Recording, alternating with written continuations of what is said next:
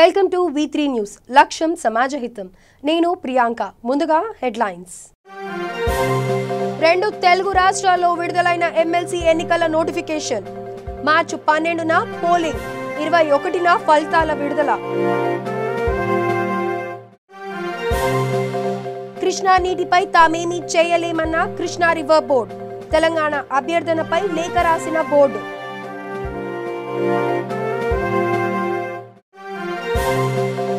చార్మినార్ కు కొత్త సొగసులు. ఇకపై రహదారుల అభివృద్ధిపై ప్రభుత్వం చూపు.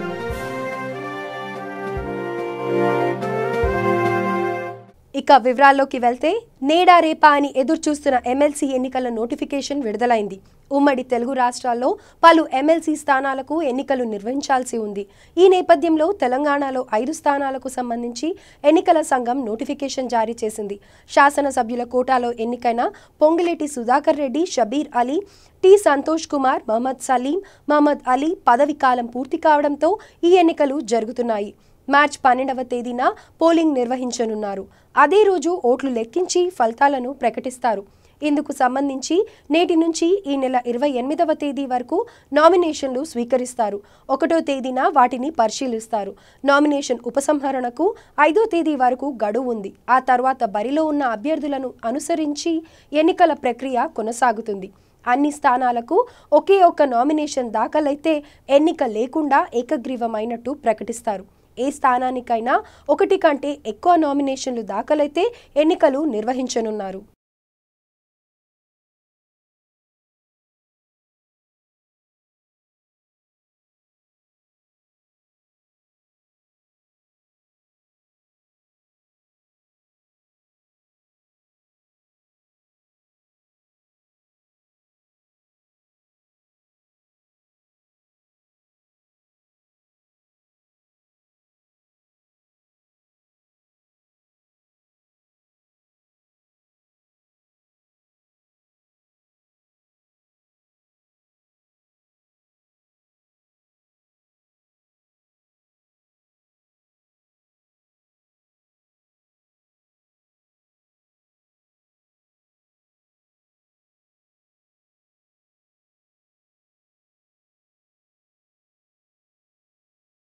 కడప టీడీపీలో మంత్రి ఆదినారాయణ రెడ్డి, రామసుబ్బారెడ్డిల మధ్య రాజీ కుదిర్చిన ఏపీ సీఎం చంద్రబాబుకు ఇప్పుడు మరో తలనొప్పి ఎదురైంది. ఈ రోజు చంద్రబాబును టీడీపీ సీనియర్ నేత, మాజీ మంత్రి బొజ్జాల గోపాలకృష్ణారెడ్డి కలుసుకోనున్నారు.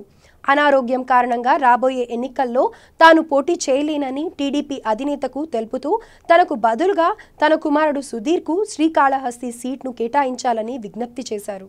అయితే బొజ్జల సోదరుడు హరినాథ్ రెడ్డి, టీడీపీ నేత, మాజీ ఎమ్మెల్యే ఎస్పీవి నాయుడు కూడా శ్రీకాళహస్తి టికెట్ కోసం గట్టిగా పట్టుబడుతున్నారు. అంతేకాకుండా బొజ్జల పోటీలో ఉంటేనే తామంతా ఆయనకు మద్దతు ఇస్తామని, లేదంటే తమ దారి తాము చూసుకుంటామని పలువురు టీడీపీ నేతలు వ్యాఖ్యానిస్తున్నారు. దీంతో శ్రీకాళహస్తి సీటు విషయంలో చంద్రబాబు ఏ నిర్ణయం తీసుకుంటారోనని అన్ని వర్గాల్లో ఆసక్తి నెలకొంది.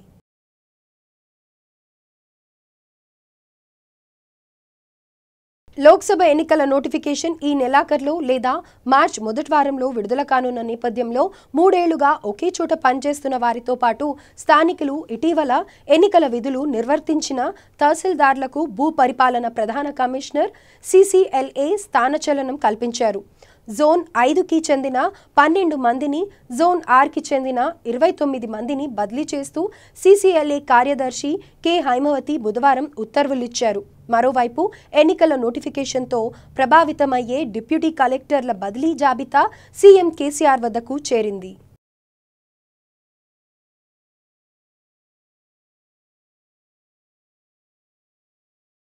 పట్టిసీమ నుంచి కృష్ణకు తరలిస్తున్న గోదావరి నీటిలో తెలంగాణకు దక్కాల్సిన 45 టీఎంసీల విషయంలో తామేమీ చేయలేమని కృష్ణా బోర్డు ప్రకటించింది. ఈ అంశం తమ పరిధిలో లేదని పేర్కొంటూ ఇరు రాష్ట్రాలకు లేఖలు రాసింది.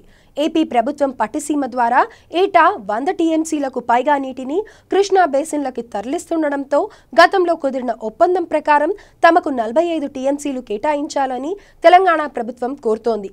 బోర్డు తాజా ప్రకటన నేపథ్యంలో విషయాన్ని కేంద్రం దృష్టికి తీసుకెళ్లాలని భావిస్తోంది.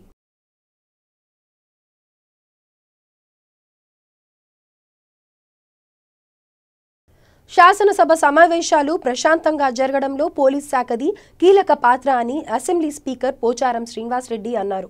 శాసనసభ శాసన మండలి సమావేశాలు ప్రారంభం కానున్న నేపథ్యంలో భద్రతా ఏర్పాట్లపై పోలీసులతో సమావేశం నిర్వహించారు. ఈ సందర్భంగా ఆయన మాట్లాడుతూ ప్రశాంత వాతావరణంలో సభ జరిగేలా పనిచేయాలని సూచించారు. సమావేశాలు శాంతియుతంగా జరపడానికి అందరి సహకారం అవసరమని మండలి చైర్మన్ స్వామిగౌడ్ అన్నారు. సమావేశాలు సజావుగా జరగడానికి ప్రభుత్వ సహకారం ఉంటుందని శాసనసభ వ్యవహారాల మంత్రి వేముల ప్రశాంత్ రెడ్డి తెలిపారు.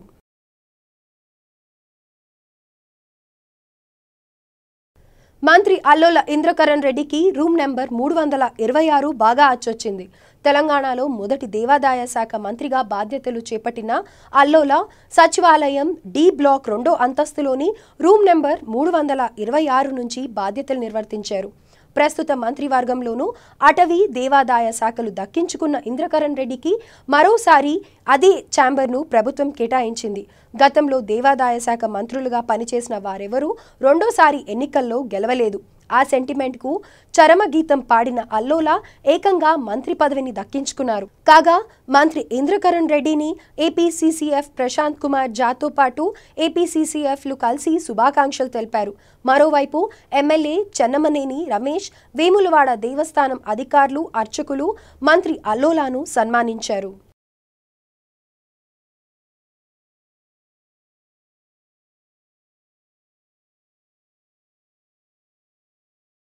పీఎం కిసాన్ పోర్టల్లో రాష్ట్రం నుంచి ఇప్పటి వరకు 13.36 లక్షల రైతుల ఖాతాలను అప్లోడ్ చేసినట్లు వ్యవసాయ శాఖ ముఖ్య కార్యదర్శి సి పార్థసారథి తెలిపారు. ప్రధానమంత్రి కిసాన్ సన్మాన్ నిధి పథకానికి సంబంధించిన మార్గదర్శకాలకు అనుగుణంగా ఏఈఓలతో క్షేత్రస్థాయిలో సర్వే చేయించి వివరాలను సేకరించినట్లు తెలిపారు. సెంట్రల్ పోర్టల్లో 19 తేదీ నుంచి డేట్ అప్లోడ్ ప్రారంభించామని, ఈ వివరాల నమోదు నిరంతరం కొనసాగుతుందని, రైతులు కూడా సమగ్ర వివరాలు ఏఈఓలకు ఇవ్వాలని సూచించారు. ఆదిలాబాద్లో 22,021, భద్రాద్రి కొత్తగూడెంలో 21,083, జగిత్యాలలో 55,446, జనగామలో 34,834, జయశంకర్ భూపాలపల్లిలో 24,130, జోగులాంబ గద్వాలలో 28,596, కామారెడ్డిలో 51,466, కరీంనగర్లో 60,218, ఖమ్మంలో 43,108, కుమ్రంభీం ఆసిఫాబాద్లో 24,117, మహబూబాబాద్లో 14,707, మహబూబ్ నగర్లో 54,071, మంచిర్యాలలో 29,424, మెదక్లో 64,444, మేడ్చల్ మల్కాజ్గిరిలో 5,414, నాగర్ కర్నూల్లో 74,606, నల్గొండలో 77,345, నిర్మల్లో 48,931, నిజామాబాద్లో 41,138, పెద్దపల్లిలో 41,633, రాజన్న సిరిసిల్లలో 41,613, రంగారెడ్డిలో 52,944, సంగారెడ్డిలో 42,175, సిద్దిపేటలో 79,417, సూర్యాపేటలో 70,525, వికారాబాద్లో 53,390, వనపర్తిలో 48,103, వరంగల్ అర్బన్లో 34,292, వరంగల్ రూరల్లో 58,096, యాదాద్రి భువనగిరిలో 35,215 కలిపి మొత్తం రాష్ట్ర వ్యాప్తంగా 13,36,502 మంది రైతుల ఖాతాలు పోర్టల్లో అప్లోడ్ అయ్యాయి. నగరంలోని చార్మినార్కు వెళ్లిన వారికి అక్కడున్న రకరకాల దుకాణాలు, ఇరుకు గల్లీలు, హడావిడి షాపింగ్ దృశ్యాలు కనిపిస్తాయి. చిన్న చిన్న మార్గాల్లో పెద్ద బోర్డులతో గజిబిజి వాతావరణం ఉంటుంది. ఒక్కో దుకాణం ఒక్కో రూపు, ఒక్కో ఆకారం. ఇకపై ఈ పరిస్థితిలో మార్పు రానుంది. ఒక వీధిలో ఒక వరుసలో ఉండే దుకాణాల ముందు భాగాలు అన్నీ ఒకే తరహా నిర్మాణ శైలితో కనపడనున్నాయి. వరుస క్రమంలో తీర్చిదిద్దినట్లుండే దుకాణాలన్నీ బయటి నుంచి చూసేవారికి ఒక నమూనాలా కనిపిస్తాయి. దుకాణాల బోర్డులు కూడా అన్నింటికి ఒకే సైజులో క్రమ పద్ధతిలో అమరుస్తారు.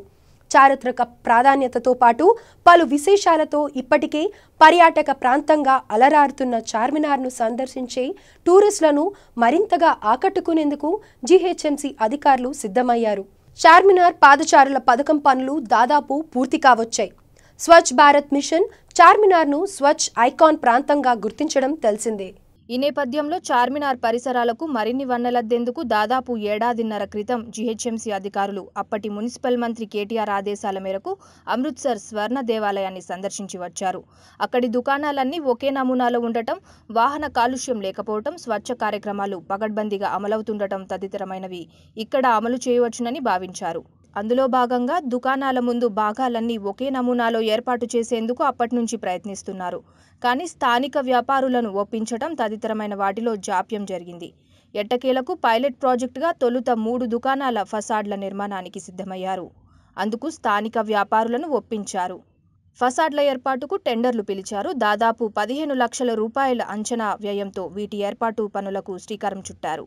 ఇవి పూర్తయితే మిగతా వారు ముందుకొస్తారని భావిస్తున్నారు. దీంతో పాటు స్వచ్ఛ ఐకాన్లో భాగంగా చార్మినార్ పరిసరాలను ప్రత్యేకంగా తీర్చిదిద్దనున్నారు. ఎప్పటికప్పుడు చెత్త తొలగిస్తూ 24 గంటల పాటు పరిశుభ్రంగా ఉంచుతారు. పరిసరాల్లో పచ్చదనం పెంపొందించి ఆహ్లాదకరంగా తీర్చిదిద్దుతారు.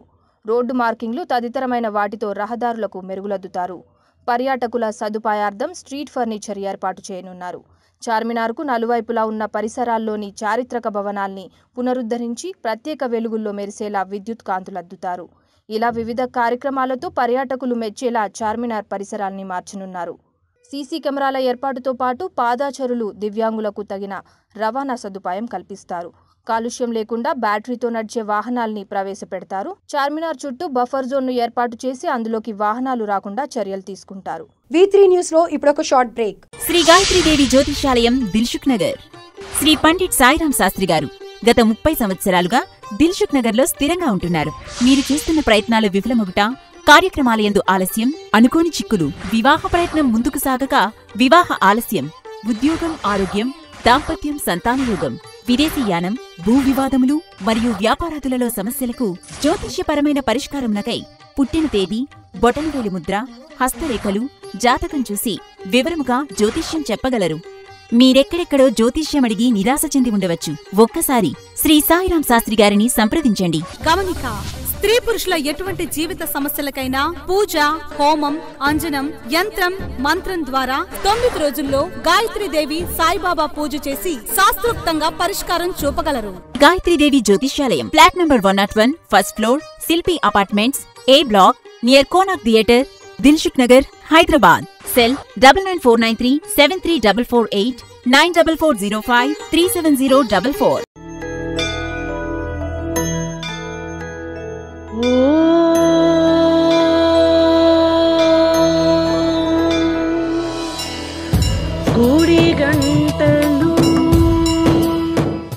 గుడిగంటలు త్వరలో మీ V3 న్యూస్ ఛానల్లో.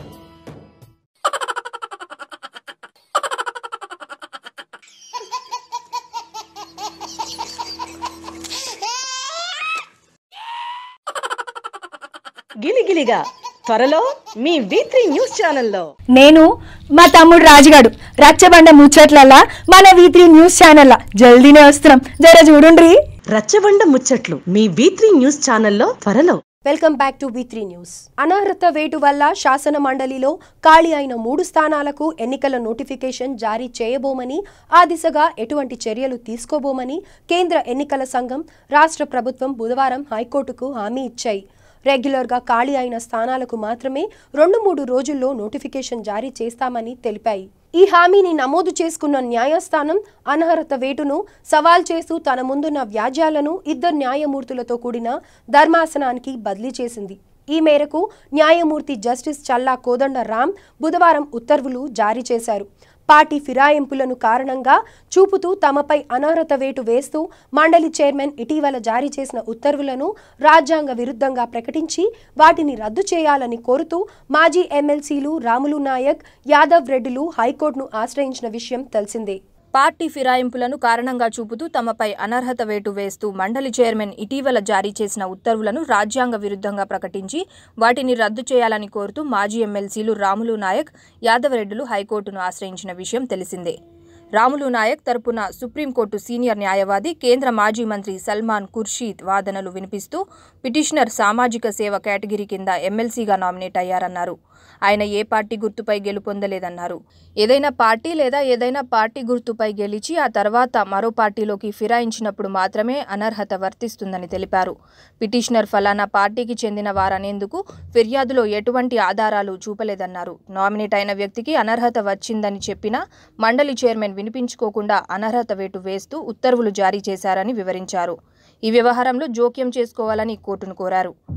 యాదవ్ రెడ్డి తరపున సీనియర్ న్యాయవాది దేశాయ్ ప్రకాష్ రెడ్డి వాదనలు వినిపిస్తూ మీడియా కథనాల ఆధారంగా పిటిషనర్పై ఫిర్యాదుదారులు మండలి చైర్మన్కు ఫిర్యాదు చేశారన్నారు.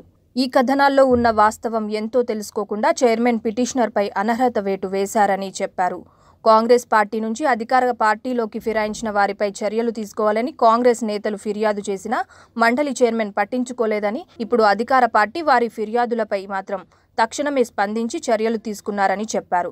ఈ సందర్భంగా న్యాయమూర్తి స్పందిస్తూ సింగిల్ జడ్జి ధర్మాసనం, ఆ తర్వాత సుప్రీంకోర్టు ఇలా కేసు తేలేటప్పటికీ పుణ్యకాలం కాస్త గడిచిపోతుందని వ్యాఖ్యానించారు. రాములు నాయక్ నామినేషన్తో పాటు ఎన్నికకు సంబంధించి రికార్డులను తమ ముందుంచాలని ప్రభుత్వాన్ని కోరారు. దీనికి ప్రభుత్వ న్యాయవాది స్పందిస్తూ ధర్మాసనం ముందు ఈ రికార్డులను సమర్పిస్తామని చెప్పారు. రాఫెల్ డీల్పై తీర్పును రివ్యూ చేసేందుకు సుప్రీంకోర్టు అంగీకారం తెలిపింది. రాఫెల్ ఒప్పందంపై గత ఏడాది డిసెంబర్ 14న తీర్పును వెలువరించిన అత్యున్నత న్యాయస్థానం ఈ వ్యవహారంలో కేంద్రం తీరుని సమర్థించిన సంగతి తెలిసిందే. ఇందులో భారీ అవకతవకలు జరిగినట్టు కనిపించడం లేదని అభిప్రాయపడ్డ న్యాయస్థానం చిన్న పొరపాట్లకు ఒప్పందాన్ని రద్దు చేయాల్సిన పని లేదని పేర్కొంది. వివాదాస్పద రాఫెల్ డీల్కు సంబంధించి సుప్రీం తీర్పుపై ప్రముఖ న్యాయవాది ప్రశాంత్ భూషణ్, మాజీ కేంద్ర మంత్రులు యశ్వంత్ సిన్హా, అరుణ్ శౌరీలు రివ్యూ పిటిషన్ దాఖలు చేశారు. దీనిపై వెంటనే విచారణ చేపట్టాలని కోరారు. ప్రభుత్వ పెద్దలు సరైన సమాచారం ఇవ్వకుండా కోర్టును తప్పుదోవ పట్టిస్తున్నారని పేర్కొన్నారు. కాగా వీటిపై స్పందించిన ప్రధాన న్యాయమూర్తి జస్టిస్ రంజన్ గొగోయ్ తీర్పును రివ్యూ చేసేందుకు అంగీకారం తెలిపారు. రివ్యూ పిటిషన్లపై తక్షణ విచారణ చేపట్టే అంశాన్ని పరిశీలిస్తామని, ఇందుకోసం ప్రత్యేక బెంచ్ను ఏర్పాటు చేయాల్సిన అవసరం ఉందని పేర్కొన్నారు. మాజీ మంత్రి టీఆర్ఎస్ ఎమ్మెల్యే హరీష్ రావుపై సంగారెడ్డి కాంగ్రెస్ ఎమ్మెల్యే జగ్గారెడ్డి మరోసారి మండిపడ్డారు. హరీష్ రావు కారణంగానే సింగూరు, మంజీరా ఎండిపోయిందనే విషయం వాస్తవమని వ్యాఖ్యానించిన జగ్గారెడ్డి, అందుకే తన వ్యాఖ్యలపై హరీష్ రావు స్పందించడం లేదని అన్నారు. తాను చెప్తున్నది వాస్తవాలు కాబట్టే దీనిపై టీఆర్ఎస్ కూడా మౌనంగా ఉందని తెలిపారు. అనధికారికంగా ప్రాజెక్టుల నుంచి హరీష్ రావు నీళ్లు తీసుకెళ్లారన్న ఆరోపణలపై ఇప్పటికీ స్పష్టత ఇవ్వడం లేదని జగ్గారెడ్డి అన్నారు. మంజీరా, సింగూరు విషయంలో జరిగిన తప్పును ప్రభుత్వం వెంటనే సరిదిద్దాలని కోరారు. సంగారెడ్డి జిల్లాలో గ్రౌండ్ వాటర్ పూర్తిగా తగ్గిపోయిందని, ఒక బోరు కూడా పడటం లేదని జగ్గారెడ్డి వ్యాఖ్యానించారు. ప్రభుత్వం అధికారుల బృందాన్ని పంపి దిద్దుబాటు చర్యలు తీసుకోవాలని కోరారు. ఏడుపాయల జాతరకొచ్చే లక్షలాది భక్తులకు ఇబ్బందులు లేకుండా చూడాలని అన్నారు. జిల్లాకు మంత్రి పదవి ఇవ్వాలా వద్దా అనేది ముఖ్యమంత్రి ఇష్టమని కమెంట్ చేసిన జగ్గారెడ్డి, జిల్లాకు మంత్రి పదవి ఇవ్వాలని తాను డిమాండ్ చేయనని స్పష్టం చేశారు. తాను కేసీఆర్ను వ్యక్తిగతంగా కలవబోనని, మీడియా ద్వారానే సమస్యలను ఆయన దృష్టికి తీసుకెళ్తానని అన్నారు. బోరుబావిలో పడిన 6 ఏళ్ల చిన్నారిని సురక్షితంగా బయటకు తీసుకొచ్చారు ఎన్డీఆర్ఎఫ్ సిబ్బంది. దాదాపు 16 గంటల పాటు సహాయక చర్యలు చేపట్టి బాలుడిని రక్షించారు. మహారాష్ట్రలోని పూణే జిల్లాలో ఈ ఘటన చోటు చేసుకుంది. పూణేలోని దోరందలే గ్రామానికి చెందిన 6 ఏళ్ల రవి పండిత్ బిల్ నిన్న సాయంత్రం ఆడుకుంటూ ప్రమాదవశాత్తు సమీపంలోని బోరుబావిలో పడిపోయాడు. ఆ సమయంలో బాలుడు తండ్రి కూలీ పనుల నిమిత్తం బయటికి వెళ్లాడు. కొంతసేపటి తర్వాత చిన్నారి కనిపించడం లేదని గుర్తించిన అతడి తల్లి చుట్టుపక్కలంతా గాలించింది. తర్వాత బోరుబావిలో పడినట్లు తెలుసుకొని వెంటనే పోలీసులకు సమాచారం ఇచ్చారు. ఘటనా స్థలానికి చేరుకున్న పోలీసులు, ఎన్డీఆర్ఎఫ్ సిబ్బంది వెంటనే సహాయక చర్యలు చేపట్టారు. బోరుబావి 200 అడుగుల లోతు ఉండగా ఆ బాలుడు 10 అడుగుల లోతున చిక్కుకున్నట్లు సహాయక సిబ్బంది గుర్తించారు. బోరుబావికి సమాంతరంగా గొయ్యి తవ్వి బాలుణ్ణి చేరుకున్నారు. దాదాపు 16 గంటల సహాయక చర్యల అనంతరం చిన్నారిని సురక్షితంగా బయటికి తీసుకొచ్చారు. అనంతరం వైద్య చికిత్స నిమిత్తం ఆసుపత్రికి తరలించారు. ప్రముఖ దర్శకుడు కోడి రామకృష్ణ అస్వస్థకు గురయ్యారు. గురువారం ఉదయం ఆయన అనారోగ్యానికి గురి కావడంతో కుటుంబ సభ్యులు హుటాహుటిన గచ్చిబౌలిలోని ఓ ఆసుపత్రికి తరలించారు. ప్రస్తుతం ఆయన ఆరోగ్యం నిలకడగా ఉందని, కోలుకుంటున్నారని వైద్యులు తెలిపారు. తెలుగులో ఎన్నో విజయవంతమైన చిత్రాలకు దర్శకత్వం వహించిన ఆయన పలు తమిళ, మలయాళ, హిందీ సినిమాలను తెరకెక్కించారు. తెలుగు చిత్ర పరిశ్రమలోనే అగ్ర కథానాయకులు అందరితోనూ కోడి రామకృష్ణ సినిమాలు రూపొందించారు. 2016లో కన్నడ చిత్రం నాగాహారపు తర్వాత ఆయన మరో చిత్రానికి దర్శకత్వం వహించలేదు.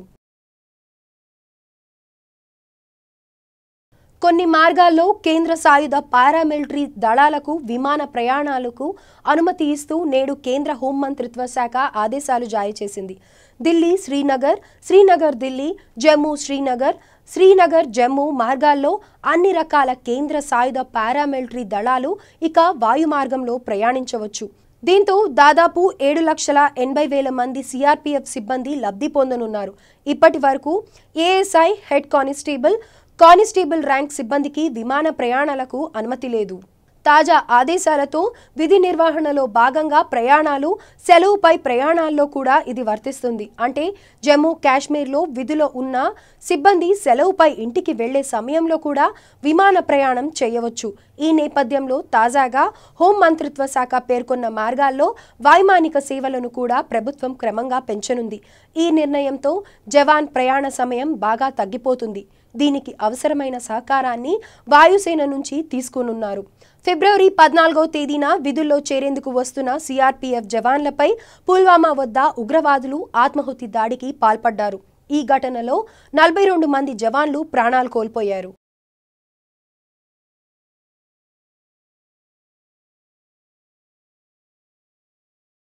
చీరాల ఎమ్మెల్యే ఆమంచి కృష్ణమోహన్ను వైకాపాలో చేర్చుకోవడంపై ఆ నియోజకవర్గ వైకాపా సమన్వయకర్త యడం బాలాజీ తీవ్ర అభ్యంతరం వ్యక్తం చేశారు. దీనిపై వైఎస్ జగన్కు బుధవారం ఆయన బహిరంగ లేఖ రాశారు. 8 ఏళ్లుగా ఆమంచి అరాచకాలపై పోరాడుతూ చీరాలలో వైకాపాను కాపాడుతూ వచ్చానన్నారు. ఈ పోరాటంలో తనపై కేసులు పెట్టినా వెనుకాడలేదన్నారు.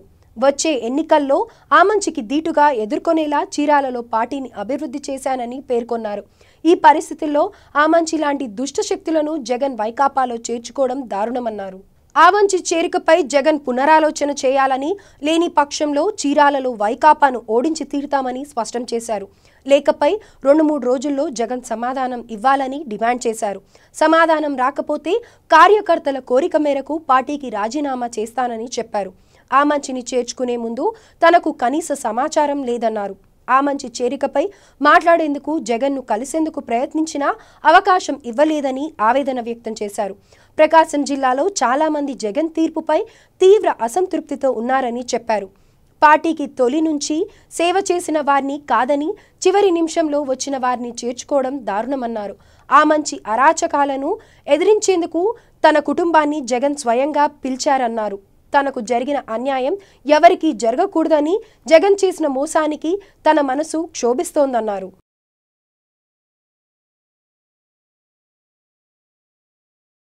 ఓటరు జాబితాలో అవకతవకలు జరుగుతున్నాయంటూ వస్తోన్న ఆరోపణలను ఏపీ రాష్ట్ర ఎన్నికల ప్రధానాధికారి గోపాలకృష్ణ ద్వివేది ఖండించారు. ఎన్నికల నాటికి తప్పులన్నీ సరిచేస్తామని తెలిపారు. అమరావతిలో మీడియాతో ఆయన మాట్లాడారు. ఓట్ల తొలగింపు అవాస్తవమని, అలాంటి వార్తలు నమ్మొద్దని ద్వివేది చెప్పారు. ఈ నెల 23, 24 తేదీల్లో బూత్ స్థాయి అధికారులతో ప్రత్యేక క్యాంప్ నిర్వహిస్తామని చెప్పారు. ఫారం 6, 7, 8తో పాటు ఓటర్ల జాబితాతో బూత్ స్థాయి అధికారులు వస్తున్నారని తెలిపారు. వీటిపై అనుమానాలు ఉన్నవారు, ఓటర్ల జాబితాలో నమోదు కానివారు ఈ అవకాశాన్ని సద్వినియోగం చేసుకోవాలని ద్వివేది సూచించారు. ఇది ఈ బులెటిన్ విశేషాలు. బులెటిన్ ముగించే ముందు హెడ్లైన్స్ మరోసారి. 2 తెలుగు రాష్ట్రాల్లో విడుదలైన ఎమ్మెల్సీ ఎన్నికల నోటిఫికేషన్. మార్చి 12న పోలింగ్, 21న ఫలితాల విడుదల. కృష్ణా నీటిపై తామేమీ చేయలేమన్న కృష్ణా రివర్ బోర్డు. తెలంగాణ అభ్యర్థనపై లేఖ రాసిన బోర్డు.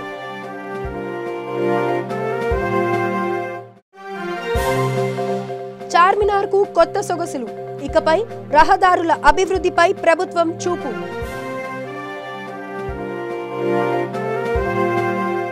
చూస్తూనే ఉండండి V3 న్యూస్. లక్ష్యం సమాజహితం.